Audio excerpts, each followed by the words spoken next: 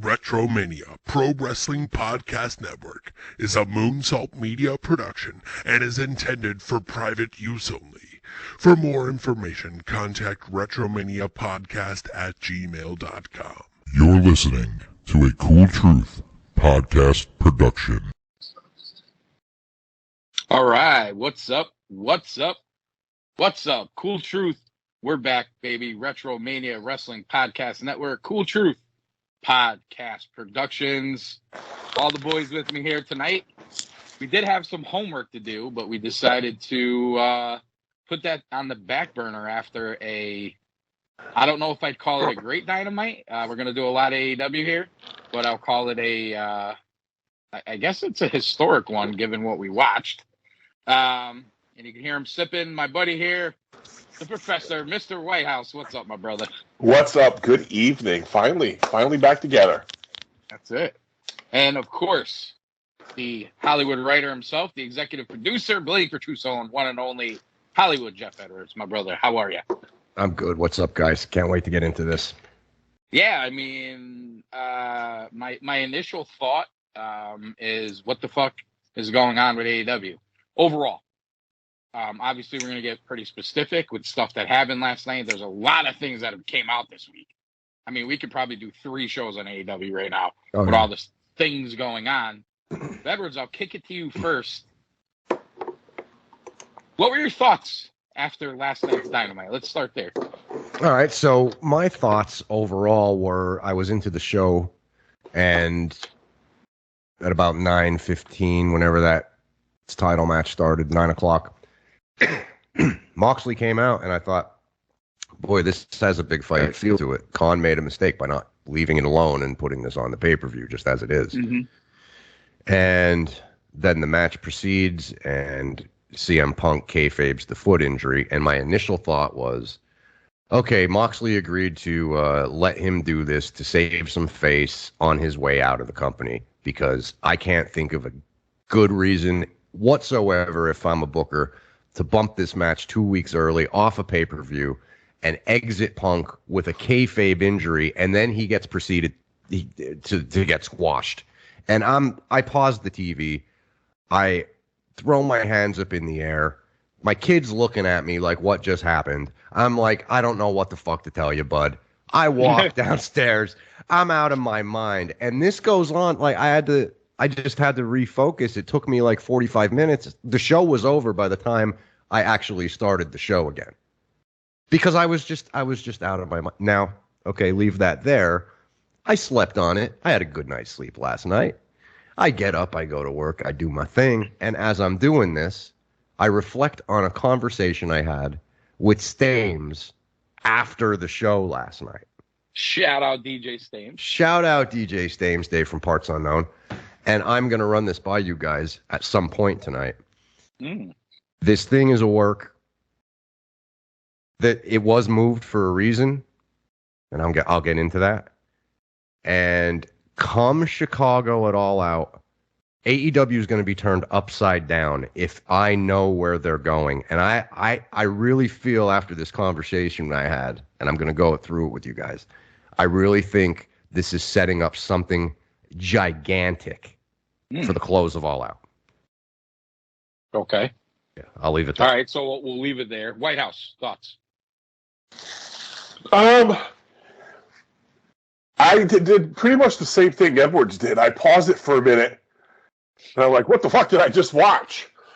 And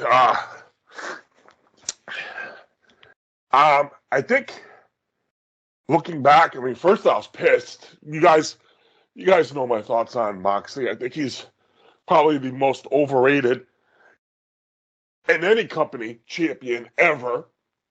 And I think his shtick is wearing thin. Well, it does on me. I'm just not sold on this guy. And, so I was pissed. I was aggravated, especially against Punk.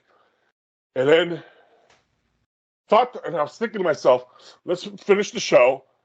And let my anger slip away a little bit. And I'm like, this definitely wasn't work. There was a reason Tony wanted shock and awe. And the only thing I could come up with is this is leading up to something big for All Out. And he's got my attention because I'm kind of curious where they go with this. But it's just confusing because he could have still done what he did last night in a different way. I think this is one of AEW's problems is they don't cross their T's, they don't dot their I's, and they leave too many questions unanswered. And I could see this going this way as well. But I'm kind of curious to see where they go, especially when we're, 7 days from All Out? 10 days from All Out? So nine, whatever it is. Nine, like something like that, yeah. So I'm kind of curious where they go with this, but clearly it's leading to something. Because if you look at it, what are you really left with? I mean, they announced 5 matches last night, 5 more matches, and you still have their biggest pay-per-view without the championship being defended. You can't really do that. And then, who are you really left with? But what do you mean? They got the trios titles now. They're all set. Go, touche. And you don't have many options for Moxie that would make sense. You could go to Page, but I don't see them maybe doing. Well, I have some thoughts about him. I could see it being a triple threat, but anyway, it still has to involve Punk somehow. And I think they pushed this up. It could have been Moxley pushing for it, or Tony realizing that the shock and awe that he got last night, which clearly that's what he was going for. Because they're already talking about the company going into this, positive, negative, but it's still they're talking about it. So he's already got buzz. This is just gave more shock and awe, and I think that's what he was going for because he couldn't do this in Chicago. There's just no way. And so that's what he was left with doing. And I mean, it has to lead to something big in order for Punk to do what he did. So that's kind of how I look at it. Well, I didn't pause it. You guys are bigger CM Punk guys than I am. That may be the reason. I'm not going to sit here and bash Punk either. I think I've been pretty fair with him since he's come to AEW. I really enjoyed his re-entry into the wrestling world and the whole thing. Maybe this is a big work, and you guys. Well, I think it is a work in a sense. It's definitely a work. I just don't know if I'm ready to be like, yeah, they got a big rabbit up their sleeve here. It could be something as simple as, well, I'm going to put Punk over in Chicago. The one thing I'm going to say, though, is the second that he kicked him and went down, I looked at Jigsaw and I was like, oh, it's a squash match. You know what's coming. You knew it was coming right then and there. Yeah. And obviously the question is why? Why? What is the reason? Where are we headed? My general sense is if Punk was done with the company, that would have came out today. It would have been leaked. Yes. I agree. Somebody. I agree. Yeah. So I mean, your initial thinking is, are they done with Punk? Is Punk done with them? There are some rumblings that could be the case during the week. We've heard this stuff before. That could be, we've heard that they put it out there about MJF. We still don't know what the deal is with MJF. We'll see. The only thing I'm going to say, though, is this guy just hurt his foot, had surgery, was out for months, comes back, essentially hurts his foot again. And then 9-10 days later, we're supposed to believe that he can wrestle a half an hour title match. I mean, listen, I get, I think that's part of the work. I think that's part of that. That's part of the work, I think. That he faked the foot? Kind of. So this is what I'm thinking. I'll just bust this out now. Go for it. Okay, because it doesn't make sense. You're right. So I think what's going to happen is they might do Punk's going to insist on the rematch, and he's going to get there. Do you remember when they would do the lights out matches? Not unsanctioned matches? Yes. Okay. Yes. I think that might be where they're going with this. But more specifically, and dude, we know CM Punk has an affinity for factions, right? He had the New Nexus, he had the Straight Edge Society, he was in Raven's group in TNA. He loves the factions. Does he have enough people there to like him to do a faction? This is what I think is going to happen. Okay, and it's fine. It's a good point. I could think of 3. It's a good point, but this is where I think, and I got to give credit to Stames because we bounced this off each other for a while, and we kept coming up with it. Okay, so this is it. This is it in a nutshell.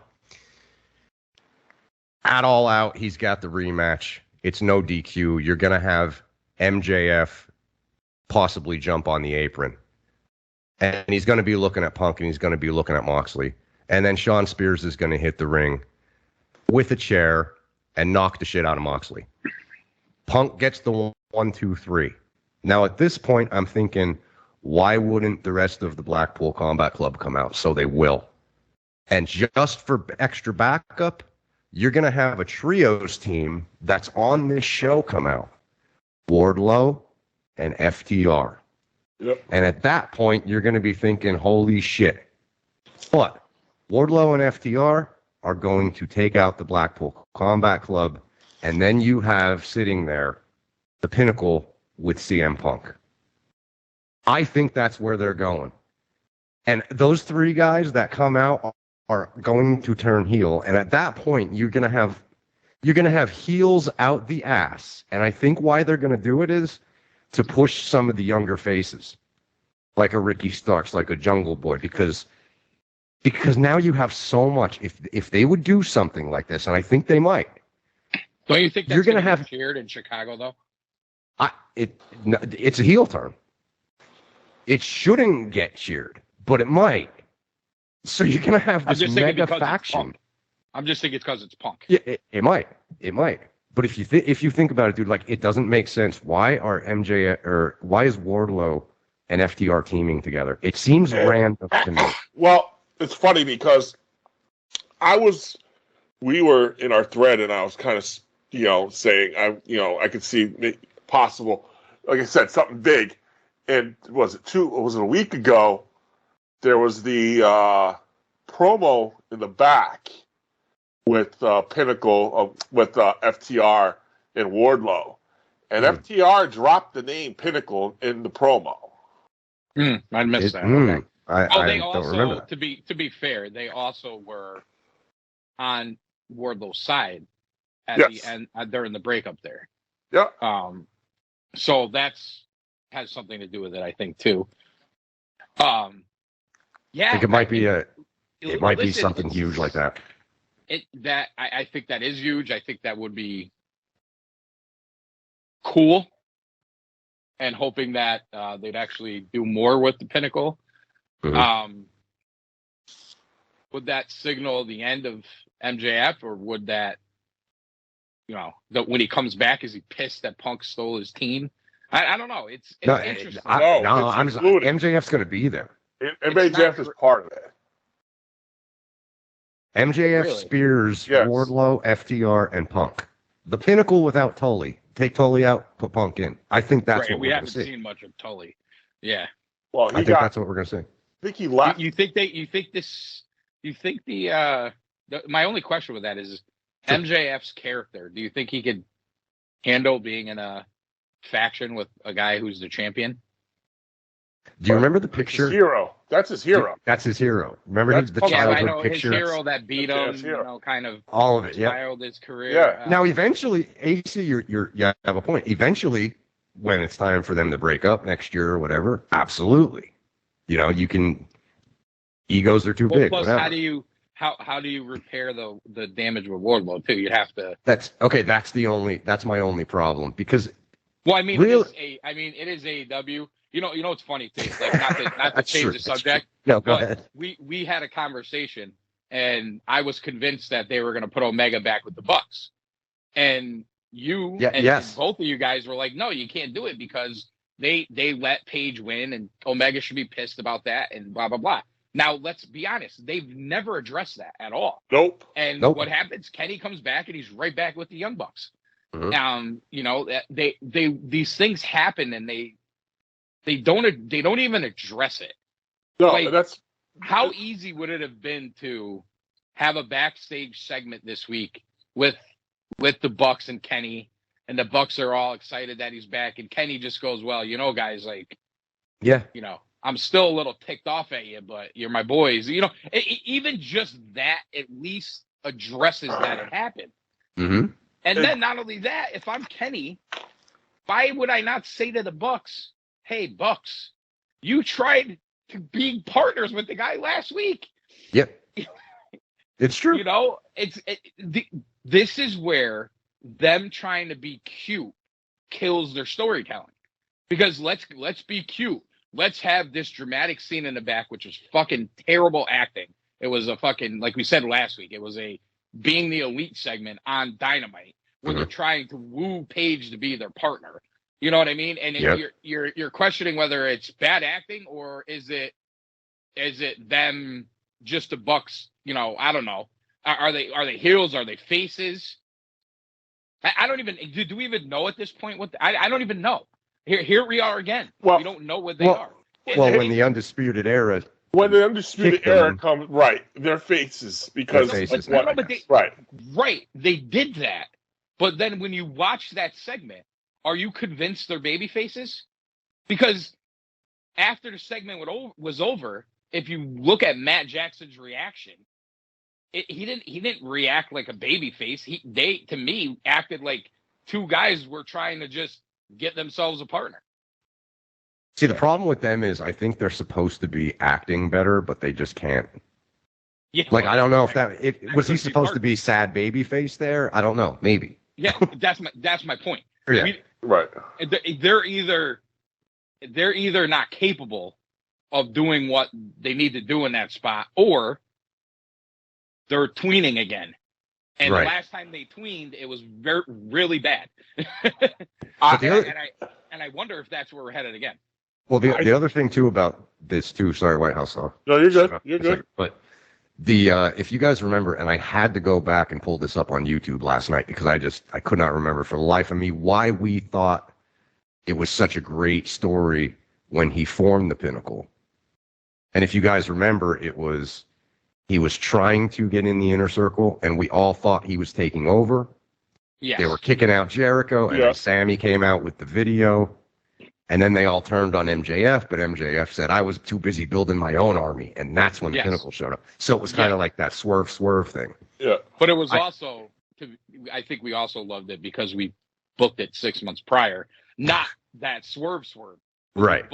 We booked the Horseman 2.0 there for a while. Yeah. We booked the faction is what we did. Right. So, right. And I think that's another reason why we liked it so much. And the other thing about that too is if they would do something like this, we'll call it the Punkacle. That's what Stames has been texting me all day. The Punkacle instead of the Pinnacle. But I saw a bunch of messages from you guys. I haven't been able to read them yet, but I'm sure something's in there. But you can take knowing CM Punk and knowing MJF. MJF called Tony fucking Money Mark last time we saw him. Punk is apparently, causing issues backstage.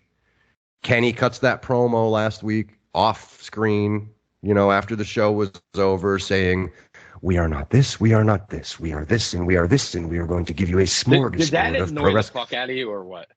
Parts of it, yeah. Fucking horrible. Parts of it, but so I think you have the realism there built in too, because I mean they could have a field day with that. Punk could pick up the mic and be like, "How about this for a smorgasbord, bitches? We're taking over." Yeah. I'm going to do things my way because I'm the god CM Punk, because that's what everybody thinks anyway. You know what I mean? They could have a field day with this. I gotta say something about Omega too. Punk goes out with injury, comes back, he looks like $1 million. Danielson goes out with injury, comes back, he looks like $1 million. There's other guys that have been out. I mean, even Moxley was out with his issues. He came back. He looked like he was in shape. All this stuff. Omega comes back, and he looks like shit. He's wearing shirts. He's out of breath. He's botching moves. Like, Kenny, did you even prepare to come back? You know what I mean? Like, I'm just like, I mean, listen, I don't know what he did and didn't do. I don't want to. It just, I don't know. It just, I don't know. Whatever. The guy's wearing shirts in the ring. Whitehouse, jump in here. This goes back to what I was saying. One of the problems in AEW is they don't cross their T's, dot their I's. They just they move on. That's putting it lightly. Right. And this though, like, to get to where Edwards is painting the picture, it's all about it's all about on Wednesday how they get there. You know, it's how, because think about it. You when Punk's, you know, however that promo goes, I mean, Moxley beat him in 181 seconds. Unbelievable. He doesn't have to fight him. You know, he doesn't have to take on that match. So the only you got to play into the fact that he's the warrior, the Blackpool guy, and whatever. so I mean, there's how do you get to that point? I mean, does Punk say, you know, I want you one more time, or does that spiel? I don't know if that's going to work. Well, if you have some form of GM, you know, you can have a GM come out and say it's a mandatory rematch clause in Punk's contract or whatever. Right. Because I mean, you know, the only he's not going to be able to goad him in because Moxie's not going to go for it. So that only leaves me. Does he put his career up? You know what they're going to do. What I mean? You know what they're going to do. That's kind of where I'm at. Is, you know, Punk says, I hope they don't. I hate it, but if you look at it, Edwards is right though. They're gonna do one of their lights out, unsanctioned. How do you get there? World. How do you get there? In your world. Again, how do you get there? It's still AEW. I mean, there's a million ways they can do it. But I mean, you still could do the lights out, you know, which they haven't done in a while. You know, you could do your lights out, no DQ, and the caveat is. Maybe says, "What's in it for me?" Sabian. You know, what's in it for me? Right? Yeah. Could get Kip Sabian in the front row with a bag over his head and have him be part of the faction. You know, dude, for as long as he's been doing that, what a stupid. No one cared. Nobody cared. Unbelievable. You know, it's yeah. And why is it connected to Pac all of a sudden? I have no idea. You know what I mean? Like he's in England with Pac. Now he's back with, you know. I mean, what did he leave Penelope for Pac? Maybe. All right, I got a question for you guys before I want to get on. I want to get on to something else I want to rip AEW about. But talking about how do you get to the title match? Yes. Given what transpired and where some of my other friends are already down on AEW anyway. And they hated this whole thing. You have a pay-per-view to sell. You know what I mean? Like, you can't just be I don't think it's enough to be like, yeah, they're gonna rematch. You know what I mean? Whitehouse, you just said they announced 5 matches last night. They usually have 8 to 9 matches on a main card plus 2 pre-show matches. I mean, what is gonna be on this fucking show? Let me ask you this, because I was thinking about this too. I think Hangman is still the number 1 contender. He is? And this would be, I haven't even looked at it. I think. I looked at it like a couple weeks ago. But did you see the Dark Order had the "we don't know who our partner is" bullshit? Did you see that? Yes. So, I mean, I'm guessing it's him, right? Yeah. Probably. But I think what Tony should do is just leave Punk off, act like he's not going to be there, and do Moxley and Hangman. Page. And let the crowd go ballistic and take over the show for 3 hours, and then send Punk out there to turn him heel. With MJF or without MJF. I see, I like where you're going for the story. I'm just saying is, what is selling this pay-per-view right now? Nothing. I mean, like, if you look at the matches, I don't know. I don't know. I mean, like you said it in a text. And this drives me crazy because I like Swerve and Keith Lee together. I know I'm in a minority there, but I like that. They did nothing. They just went up to a tag team and said, hey, let's have a match. That's basically what happened. Literally so it's their booked. whole run has been. That's what their run has been. Oh, I feel like the whole card is like that. Party. Private Party. We'll fight you next. You get a title shot. Here comes Private Party. Oh, they got beat. I didn't watch it, but yeah, they got beat. Now, all of a sudden, the Acclaim gets a title shot. Now, and the sad part of it is, too, they even had Keith Lee say in the back, well, you guys are ranked, so, well, what? That's good enough now? They're ranked? Well, they're before. Well, yeah, what makes them want to give them a title shot? This is where I was going to go ripping them, so I'm glad you brought up this tag match, because this is kind of like a good segue into what I was going to get into, because it has to do with the Acclaim. This Ass Boys Gun Club breakup with Billy. Yeah. Guys, are you fucking kidding me? Like, are you really fucking kidding me? You have sons attack their father. Think about that for a second. In any real life situation, in any TV show, if fucking AJ Soprano attacked Tony, you know what I'm saying? Like, think about that for a second. Yeah. You know? Kids attacking their father. They turned on their dad. And what does his dad do? He's scissoring with the two guys they just fought 5 seconds later. There was no emotion.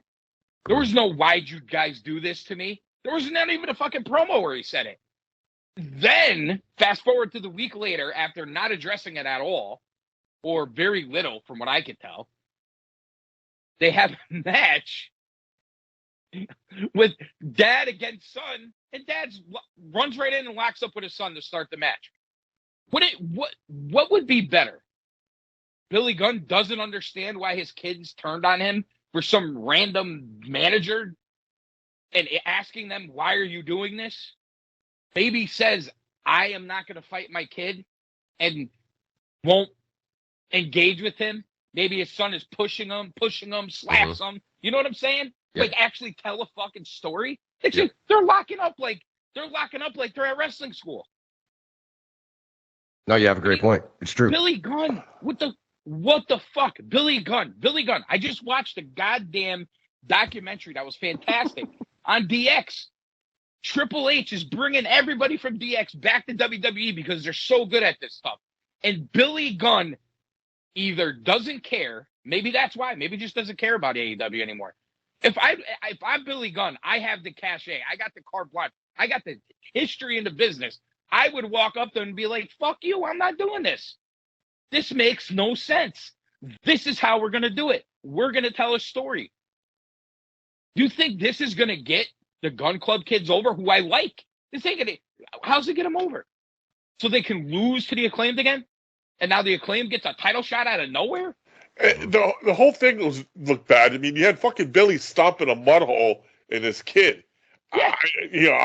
I mean, we all know he's not a great father. That was evident in the documentary. But do you have to make it obvious on TV? You know what I mean? No, this guy is fighting his kid. Like, it's no big deal. Yeah, and the thing, and Tony would probably, when he hears this, when Uno plays this for him, he's going to hear Whitehouse say, stump a mud hole in his son. And then, sup, Uno. And then, and then he had the spot where he was, and JR's going, oh, now he's realizing what's going on, by God. He, like... No, you are. He's not. That's the problem, JR. Do that before the match and maybe burn that for 2 or 3 weeks, because that's what would happen. You know what? They turned on me. I'm scissoring with their buddies. Yeah. And again, that's one of the things we used to say. The how did we say that? It was schizophrenic, the show. Yeah. Like sometimes Jekyll you get good stories, but sometimes you don't. Sometimes the T's are crossed, but sometimes they're not. And I don't know if it's because he's letting the guys do too much. Like there's too much freedom, maybe. Yeah. Whoever idea this was doesn't compare to whoever's idea the Jericho MJF Pinnacle. It's too different. There's no one there that would after what happened on Dynamite last week. There's no one there that went to Tony, went to the Gun Club, went to the Acclaim, went to anybody and said, guys, like, all right, you fucked up last week, but let's save this here. Billy, let's cut a promo early in the show saying, I ain't going to fight my kid, da-da-da-da-da, and then have the kid at least give him a reason to fight. And then it's like, okay, now daddy's going to show you what's up. You know what I mean? Like, I'm gonna learn you the hard way here or whatever. You know what I'm saying? Yep. But you got none of that. Yeah. And then, and it's hilarious because you're right. The announcers, some of them, Excalibur, fuck him. He just wants to call, Top that's all he wants to say. And Taz is up and down. I like his commentary overall. I don't love his AEW run because I feel like they just trashed Team Taz just to put him on commentary and didn't I don't know. The whole thing just wasn't great. And I do like Tony, but it's clear they're transitioning him somewhere else. I know he's talked about he just got a promotion in the back. Right. He's a which call it. He's a agent for the I don't know what he's in. He's the go-to guy for the talent or whatever. But these guys JR's telling a story that you're not seeing. Well, he just got in trouble again. He's trying to tell you his story. JR. Yeah, it was something with a tweet or something. Who gives a shit? But he's trying. It was a comment he made because the whole thing with Tony Khan issuing papers to Stephanie and WWE. Oh, I didn't even hear this one. What did JR say about it? Well, no, because that came out yesterday, and that was big. So last night during the match, I don't know if you guys caught it. I did because I rewound it and listened to it again. He during the trios, he said that AEW or Tony or something like that should sign Will Ospreay. Oh, jeez. Can't say that. So now New Japan's looking into the fact of whether or not that they're trying to take Will Ospreay behind the closed. You know what? New Japan, pipe down. He's a commentator on the show. It's one. If he's in the back room, listen. Tony put himself out there. Tony put himself out there by issuing shit to Stephanie and WWE. So he put himself out. This is ridiculous. If you're gonna make a parallel from a commentator who's supposed to be a character on the show, right? Saying, I think they should sign this guy. Now we're going to call that some sort of tampering? Like, come on. Pipe down. Oh, man. Yeah. I don't know. Interesting. He's too fucking sensitive. Yeah. Interesting. It is, isn't it? Yep. There was a talent meeting yesterday, too, guys. Talk about that. I heard Tony was fired up for this talent meeting. That's what they're saying. I've seen Tony on the microphone live at shows when they're not on air. And I can only imagine him trying to pump up a bunch of fucking wrestlers, a little twerp ass. You know what I mean? Like, do we know what the context of this? Communication will be better. Communication needs to be better. Yeah, so it seems like he's be better. It seems like he's building he's insulating himself a little bit. So yeah, what I read was Pat Buck is now vice president. So I think he's going to have the Johnny Ace role, like Vince had. So he's going to be the right-hand man, I think. And then the EVPs are still in place. But they also have, I didn't see Chris Daniels' name, but somebody's in charge of talent relations, and it's not him anymore. I thought that's Tony. Tony who? I thought Tony Schiavone. Oh, Schiavone. Yes, that's who it is. Yes. Okay, yeah, I got confused. So, yeah, I guess he's insulating himself a little bit. So all these guys under me, like a pyramid, I guess, talk to them first. You know what I mean? Which makes sense. Yeah. Probably should have done that a long time ago. Probably. I think, aside from personally, I think he put that Stephanie the letter that they sent or whatever the lawyer sent. I think they put that out there on purpose because they have all this bad. I'm scratching. Whitehouse. Like, you're killing me. Sorry, I got earbuds in and that was like. Really no, I was moving my headset. It's going right through me. Anyway, Bobby. no, back to my thought. Trivia. Trivia. Oh man. Anyway, I think that he put that out there. He wanted it out there.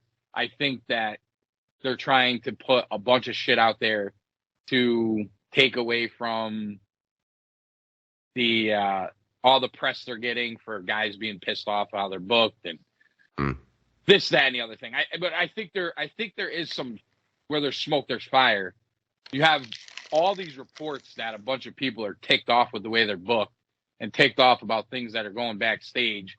You have guys coming out cutting, promos, calling guys out about shit that happened backstage, and Tony then all of a sudden has a locker room meeting, mandatory talent meeting. So I think there's a little smoke where there's fire with this stuff, and coming out that now you have talent relations guys and everything else. Clearly he's addressing some of these rumors. Again, dirt shits. Who knows what's true? Another thing that stood out for me though last night, and I don't know, maybe I missed it. Maybe he addressed it on Being the Elite because this is what these fucking guys do, which drives me crazy. Or maybe it was on Rampage because I haven't watched Rampage in a while. Has Adam Page addressed the fact that CM Punk basically called him a pussy in the middle of the ring? No, he won't talk about it. He won't talk about it. I mean, come on. Do something, a work fucking promo. You have to address this stuff. If you're not even on Being the Elite, dude. No. You're supposed to be a badass cowboy. Yeah. A guy is calling you a pussy in the middle of the ring. Not those exact words. I'm paraphrasing. But that's he implied basically what Punk was doing. He implied. Yeah. Oh yeah. And that's what leads me to believe that what Edwards was what the picture he was painting is plausible, is because if they do it right, and again that's a big in caps there. Yes. Okay. If they do it right, see how this could play out is this would also answer your question, AC, is the Elite heel or babyface, is because they could take that babyface role and then Punk and his crew will go against the Elite. Page will go back with them. So it's those four. Yep. And then you got these guys. And then their promos are going to be at work, but coming off as a shoot. Yep. There's going to be realism to it. Yeah. Because what I believe is true. Honestly, I think you're giving them a little too much credit. No, because what I believe is true is Punk has some serious issues with AEW, but it's the politics of the Elite. Imagine. No. He has serious issues with people in the locker room. Imagine though, dude. Imagine the work shoot, CM Punk work shoot, right? Yeah. They go hand in hand. Imagine him on the mic telling Page, I upset you. You and your butterfly pants got upset. So you ran to your buddies, the EVPs. Yeah. And then they ran to Tony. Yes. Well, guess what? I do what I want when I want, whatever. No, I think that's great. I just perfect. I don't know if they'll do it. That's my only point. There's, for whatever reason, I could see them fighting the Dark Order with Page before they fight the Elite with Page. So let me ask you this. Do you think what we saw Wednesday night, a squash match, what was the point of that then, if not to turn Punk heel? Because this is where I'm stuck on. This is what I'm stuck on. That's what I'm stuck on. No. Here's the thing. I hope you're right about all that, because that would actually be a very good explanation for what we saw. Right. It actually would, and I'd be okay with it. But what's Tony? Right. What's Tony thinking? And then even if they do all that, my point is, we are giving them too much credit. Is then on top of that, they're going to put the whole Elite back together, and they're going to. Well, the writing's on the wall for that. I mean, you see that happening already. Hold on, though. One thing I'm going to say, though, and this may not be Tony's fault because of who it is. Those Elite guys have the writing on the wall for a lot of things for a very long time that they never do, or they take forever to do. Whether it was Page and Omega as tag champs, whether it was the Young Bucks finally turning heel. You know what I'm saying? Like, The writing's always on the wall for them. I don't think they know how to tell stories. No, I don't. No, right. I'm being honest with you. Right. I think that what the Young Bucks are good at is marketing themselves, selling T-shirts, getting the smarks behind them.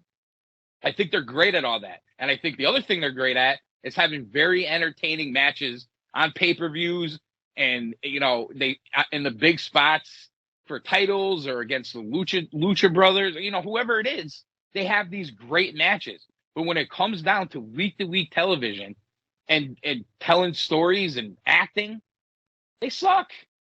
I mean, there's just no other way to say it. There's things they're really good at, and there's things they're not good at all. And I think that you're going into the realm of what they're not good at. And I question whether Kenny is too, because other than his run with Don Callis, his AEW run has not been great either. It was fantastic when Don Callis was standing next to him. And I have a sneaking suspicion Callis has a lot to do with that. Oh, Who is around, I get it. I wouldn't put it past him, but no. But anyways, I could see it's definitely plausible on how they do this, and in a program with Punk, going tit for tat with Page, or going tit for tat with Omega, in those work shoot promos, dude. I'm still gonna rip it too, because to be honest with you, if some guy stood out in the middle of the ring and called me a pussy, whether work shoot, whatever you want to call it, I'm fucking ripping Tony's office door off the wall. Right. And I'm like, I'm cutting a motherfucking promo on this guy, whether you like it or not. But you know what I'm saying? Like, but no, I agree. So so my whole thing is, you see, you said it. If Punk was going to leave the company, that would have came out today. So yeah, I don't think we're there. It didn't. I agree. So why did Punk let himself job out in 3 minutes? Because there has to be. There's got to be a bigger story. Yes. Right? There's that's really the only explanation. Only explanation. What do you think? What do you think the reaction is going to be if that doesn't happen? Like, I'm not even saying the exact that you laid out. I think there'll be frustration, but again, I think there's Tony, for as all the faults that he has, he got people thinking, and he got people curious and wondering what's going to happen next. And with his shock and all that he did last night, so he's got that. It's just what does he do with it? What is this? What's this next piece? Where's this going to? Because Punk just dropped to Moxley in 181 seconds, dude. That's what makes me cautious about believing that we're gonna get this big payoff for that in 9 days. Now they'll do it. I'm not saying they wouldn't do it. I don't. It does. Me. I'm just like, what the fuck? Come on, the guy. You can't. The guy can't be out hurt now because he couldn't even walk up the ramp. Obviously, it was a work, but he couldn't walk up the ramp. Right. Now I'm going to believe he's going to fight. So, I would. This is what I would guess, though. Punk is not gonna. He's gonna fight selling that foot. There's no way Punk fights on the pay-per-view and acts like his foot's fine. I don't believe. You know what I'm saying? I think he can take care of that. Whether it's as elaborate as you make it sound, maybe not. They definitely have to do something. I know that. Do you think he goes over? Yeah, Chicago. Yeah. Okay. I think Kahn is like Ringling Brothers, send the people home happy. We saw this with ROH. I mean, how many times has he ended a pay-per-view with the shock of a bad guy winning? Like, ended it. Yes, like, went it's off very the air rare. with that. Yeah. I don't remember that many.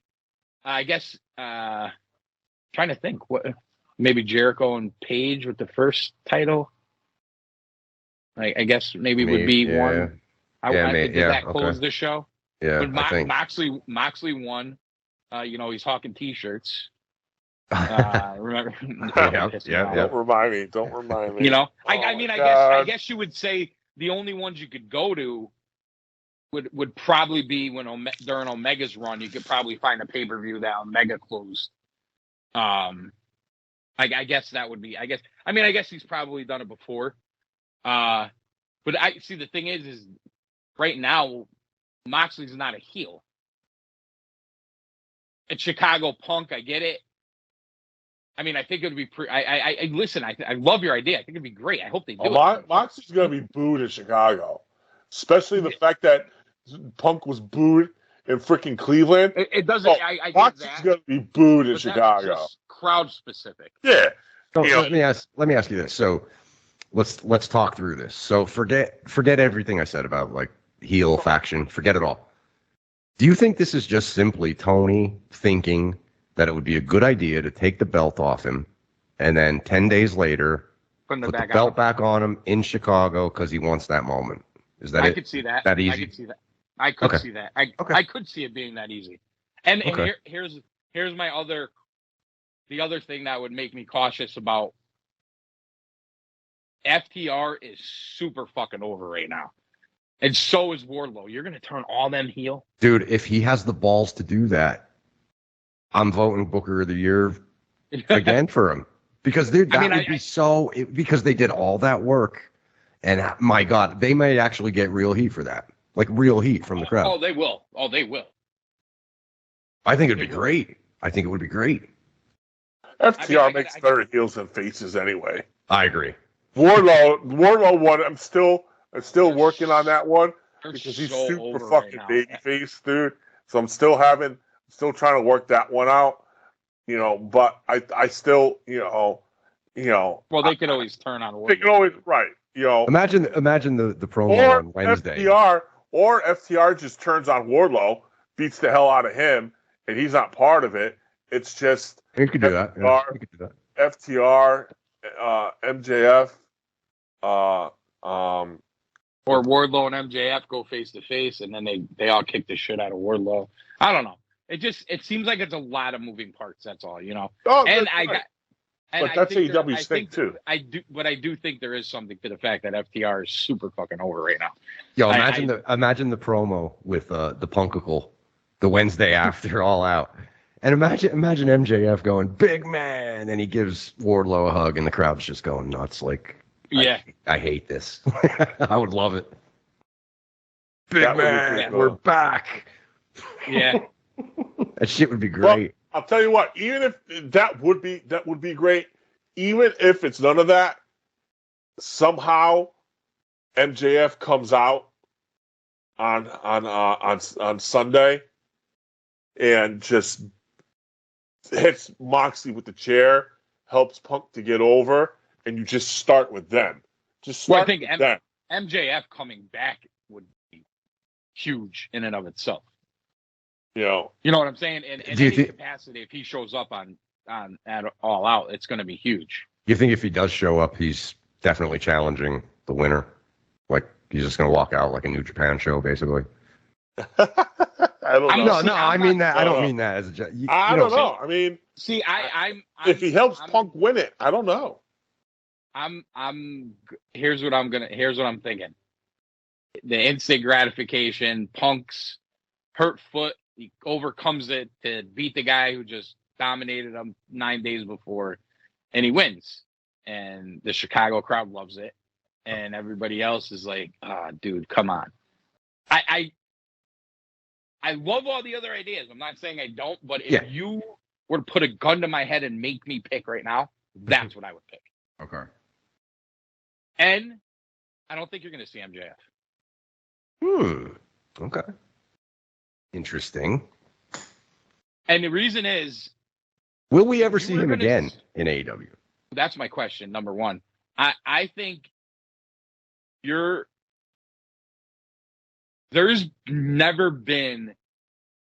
always these surprises with AEW, right? We're going to bring guys out. We're going to surprise you. But you kind of knew who was coming. And he's like, oh, it's going to be this guy, or this guy. And the way they threw you off the Danielson last year was bringing out Adam Cole first. And, right. I mean, obviously the Punk thing was, they made that very obvious what they were doing there.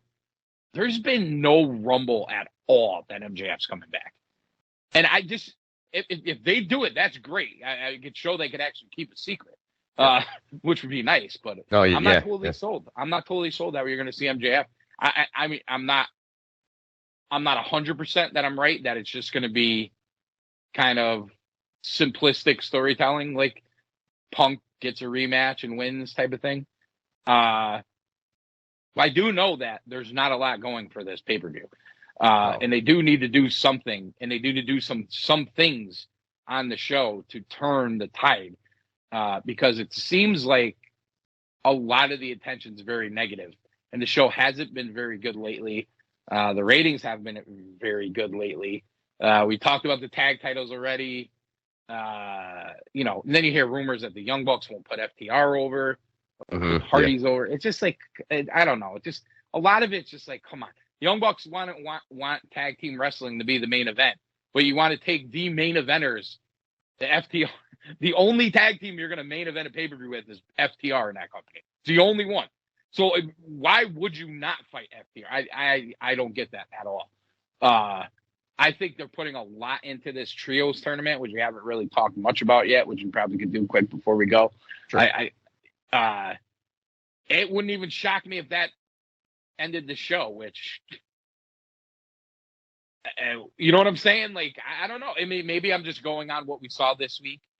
I think part of having the title match before the trios match was to kind of throw people off the scent, because if you start the title match with, 5 minutes to go, everybody's going to be like, huh? 5 minutes? Like, what do you mean? AEW doesn't really run over, so. No, the lineup worked. I mean, it worked.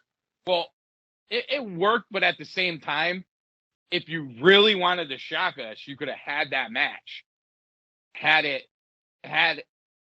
What happened, and then done something after it to fill the time. Like making it like we didn't plan. Like basically what I'm saying is, after we saw it happen, or like, oh, they put the title match there because the same thing they did with Omega and Danielson with the time limit. Yeah. They put it there so you would be like, oh, maybe they won't go for a time limit. Oh, they did. They started at 9 o'clock. You're going to be onto the set. I get it. Yeah. But I don't think. See, this is the thing. I think that's overthinking what you're doing. Just go do it and have a plan for how you're going to fill the last 15 minutes of the show afterwards. I just don't think Tony wanted to end it, is because I think there would be a lot more pissed off people if that ended the show. But it wouldn't end the show. That's my point. But it wouldn't have ended the show. Yeah, I think a bit more people would have been pissed off. I don't know. That would have been a creative way to do it. Like, he just sends, sends Hook out to defend the Spidey. Just right. The fact that match went on at 9 o'clock, your Spidey senses weren't up a little bit.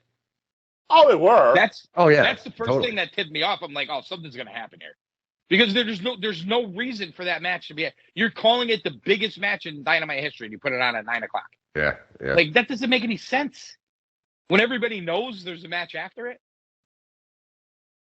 I don't know. I'm just saying there could have been a better plan there. That's just me. Maybe it's nitpicking. I don't know. They wanted the best wrestler in the world to go last, and that's Will Ospreay, man. I mean, like you mean, who doesn't you know what I work for mean? your company? That's you know what I mean, right? Mm-hmm. Well, I'm just saying. Yeah. I'm just saying. Not only that, you put over New Japan guys to close your show. That's fucking brilliant. I mean, you're right. I mean, I'm so wrong here. Yeah, you know what I mean? The best wrestler in the world right now. Yeah, you have your part-time whatever champion who barely's ever on your show, and then the Lucha Brothers, who, I mean, who knows what's going on with them? Like, yeah, I don't. Every time they're in a big match, one of their masks gets ripped off. The same thing over and fucking over. And now we're gonna have the 3 New Japan guys winning to end Dynamite. Oh, I take that back. They had to run out the Young Bucks and Kenny Omega because the New Japan guys won. And this is the other thing that annoys the fuck out of me. Kenny Omega and Ospreay have been going at it on Twitter and everything else forever, right? Yeah. And this is how we're gonna blow it off. The trios fucking thing. See, Because clearly Kenny can't wrestle a singles match right now. That's clear.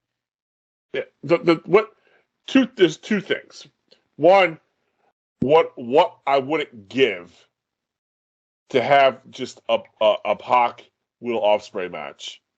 You know what I mean? I would have rather that. I'm with God. Anyway, that, and two, I really wish Tony Khan, when they came up with their brackets for this tournament, outside of its scheduling commitment or whatnot, the final for the 6-man for the trio should have been Omega, Bucks, and United Kingdom. That should have been your final. We shouldn't be getting this on a semifinal.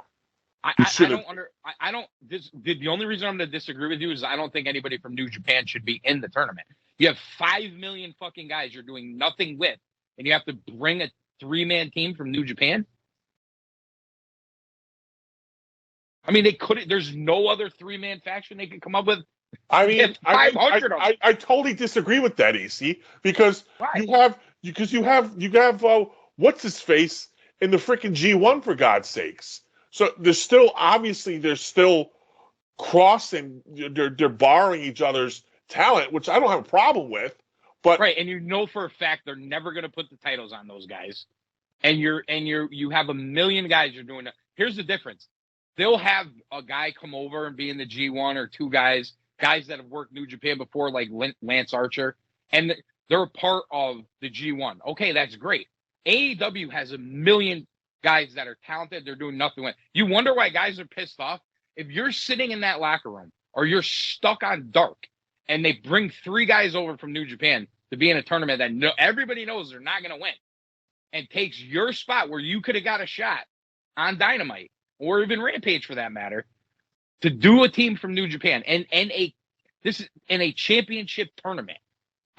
There's no outsider that would ever win the G1. You already know it going in. You already know that going in. Block. But that's fine. But the point is, Tony Khan has an opportunity to have the best wrestler on the planet on his platform. Why not capitalize that in any way in which you can? Regardless of who's going to win, but it's irrelevant. They do that. But you have the best wrestler in the planet, and you can have him for another pay-per-view. You had him for one already. You've had him on a couple Dynamites already, and barring a scheduling conflict, which is probably why don't you try to get him for All Out? Is what I'm saying. Yeah, I think you got a ton of talent that you could use in that spot, though. But there's not a ton of talent as Will Ospreay. Sorry. Right, but Will Ospreay he doesn't work for AEW. You know what I'm saying? But Tony Khan, you like it because you want to. It's an opportunity. But it's a business. How many pay-per-views do you think Will Ospreay is going to sell for AEW? And the slips that you're talking about, how many they're going to really sell too, Anthony? Not many either. That? And the slips that you're talking about, they're not using. How many of those guys are going to sell? No, but you're making it sound like they have, like, oh, this is a big thing. They got to have Will Ospreay on the show because, dude, they need to do shit with the people they have. They took out major talents they could have put in there. Blackpool Combat Club doesn't have a team in the trios tournament. Why not? No, because you have a drama with Danielson and Daniel Garcia having a drama, and then they have other guys. And then what other guys? You Claudio, Killer Yuta. Claudio's probably defending his ROH title on that show. He's Wheeler's got his thing. That hasn't been. I mean, what's Claudio's match? Who's he fighting? You know what I mean? Like, this is my. Oh, he's. You know who he's. What are you talking about? He's on Dynamite defending his title against freaking Dustin Rhodes. Yeah, I mean. Yeah, but they got him doing something else. My point, Anthony, is Tony Khan had an opportunity to have arguably the best wrestler on the planet in his grasp to use. Why not maximize those opportunities? That's all I'm saying. Let me jump in on this. Let me jump in on this. Who's going to win it? Let me jump in on this quick. I see both your sides here, okay? But here's a better example. I'm going to go with Whitehouse here because it's Will Ospreay. And the AEW crowd knows who he is. And he might be the best wrestler on the planet. But to AC's point, a better example for this one blew my mind. Wardlow and FTR are wrestling Jay Lethal. And I love the Motor City Machine Guns, but Motor City Machine Guns. There you go again. There you go. Okay, again. So, and this is the other part of it. You have Lethal running around with two other guys. Yeah. And they're not in the match. Yeah. The Motor City Machine Guns are, and all this. I don't think the big guy's ready. I think that's part of it. He might. Yeah, that might be it. Yeah, I think. But to your point, do we really need Motor City? I mean, but the answer to that, AC, it is. It's going to be great. But I think the answer to that goes back to Tony Khan's obsession with dream matches. This is a dream match for him because he watched TNA like we did in 2012 or 2008 or when the Guns were huge, and he wants to see them against FTR at least for one show because it's a dream match of mine and all that. What if their TNA contracts are up? To fight for their ROH titles. He could be brought him into exactly. He could be bringing him in to be an ROH. I mean, he's still got to. I mean, we don't even know what that roster looks like. I mean, we already know what that. Yes, right, touche. But AC, to your point, I mean, maybe you just sent the picture of the repackaged Bear Country, for example, right? Oh my God! Whatever they're doing there, why not debut that Lethal? Wise ass that he is. I have another team that can come in with me. Mm-hmm. To fight FTR and Wardlow. There are guys that they could use, and they're not doing it because he's obsessed with dream matches, I guess. Yeah. Well, I mean, they put a bunch of these teams. They put a bunch of these teams together, and you're gonna end up seeing fucking the Elite versus Best Friends in the fucking pay-per-view. You know what I mean? It's going to be House of Black. House of Black. Yeah, maybe. We'll see. It better be. Oh, better be. Oh, my God. Best Friends. I mean, House of Black. Jesus Christ. Is that the smartest move for House of Black, though? Like, you know what I'm saying? Like, I don't know. Well, they're there. They have to. If they lose to Omega and the Bucks, it's better than losing to Best Friends. Right, but they've spent all this time with Brody and Darby and Sting and Miro, and now this is all on pause because we have to have them in the. I'm just saying, there's better ways to go about all this stuff. Well, of course, I love Will Ospreay too. I get it. I'm just saying there's going to be a lot of guys that are not going to make this pay-per-view, and this goes back to what we always say that he puts on indie shows to a point. He still looks at it like it's just an indie show. I'm going to grab the guns and put them here. No explanation needed. I think the other side of it too is the other two that are with us. Like if you told me that we're going to blow off this Omega Ospreay feud on the pay-per-view and they're going to have a one-on-one, who doesn't want to see that match? I get it. But I think if you really want these trios to be a big deal, and we spent all this time putting all these 3-man teams together, and now we're bringing in outside teams, and not one situation, but two. One being on the pay-per-view, the one being on the Dynamite before. And you know what? Again, here we go. New Japan may be saying, we're not letting fucking Will Ospreay lose to Kenny Omega one-on-one. Or we're not letting our guys go on your pay-per-view and lose to your guys. So now you can't put them on a pay-per-view because the fucking egos of the bookers come into play. That happens all the time. Oh, that'll for sure come into play. I mean, he's the and if you really want people to take ROH seriously and have ROH shows, why are all the ROH titles going to be defended on, or even some of them, on the AEW pay-per-views? Or on AEW TV, because Dustin. First of all, they put it on Claudio, who everybody on AEW everybody who watches AEW wants to see Claudio Castagnoli. He's getting one of the biggest reactions that they have week in and week out, and he's sitting there with an ROH title on him. I mean, listen, him and Dustin, they'll fight for the ROH title. Okay, great, it'll be a good fight. But he's not doing anything. But the thing I can't figure out is, and I'm not saying Powerhouse Hobbs and Ricky Stark shouldn't be on the pay-per-view, because it is and it should be. But why does that take precedence over what you're saying. Claudio is way the hell over. You have a title on him. He's wrestling a legend like Dustin, and you're putting that on TV instead of Powerhouse and Ricky. It doesn't make sense. I agree. I don't get it.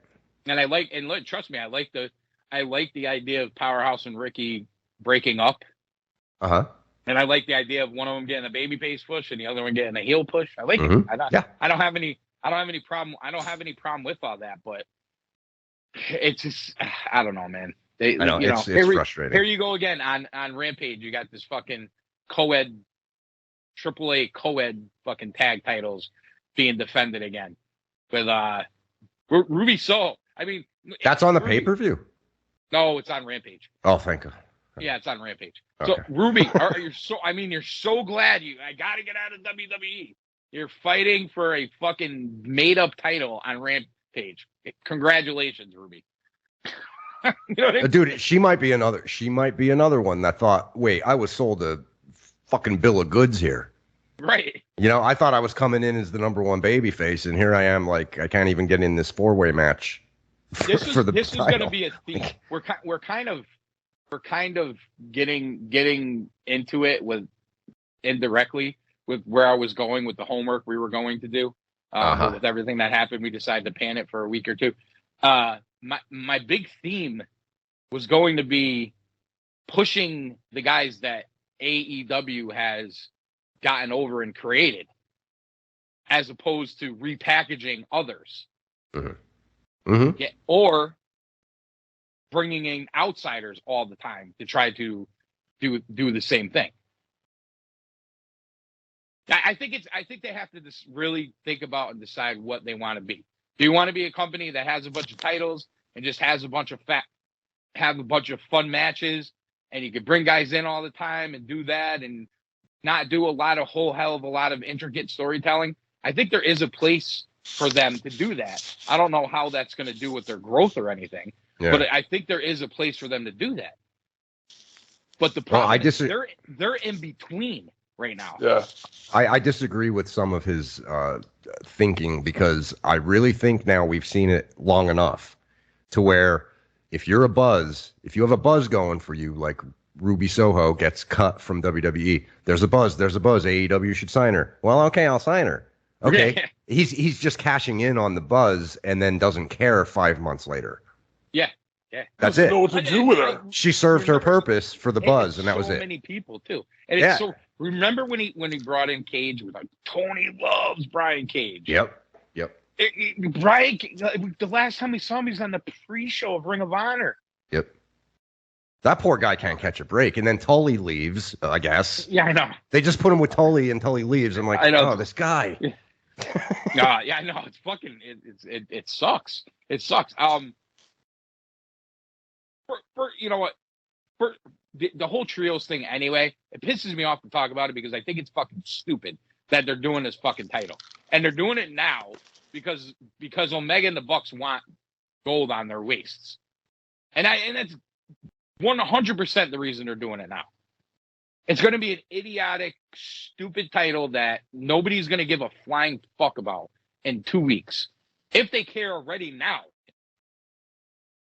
My worry about it is it's going to be TNT champion or TBS champion. We don't even, who's she fighting? We don't even know. I don't care for the trios matches as much as, say, Whitehouse does. But I'll say this. It's an okay idea on paper, but my fear is, okay, he put all these teams together for this tournament. If it goes on the Elite, they're the champions, and then he's going to proceed to not keep these teams that he created. He's just going to create random teams. Yeah. There's not going to be a division. It's just going to be bullshit. That's my worry about it. Yeah, it's going to be whoever the EVPs want to fight next are going to be the three guys they fight next.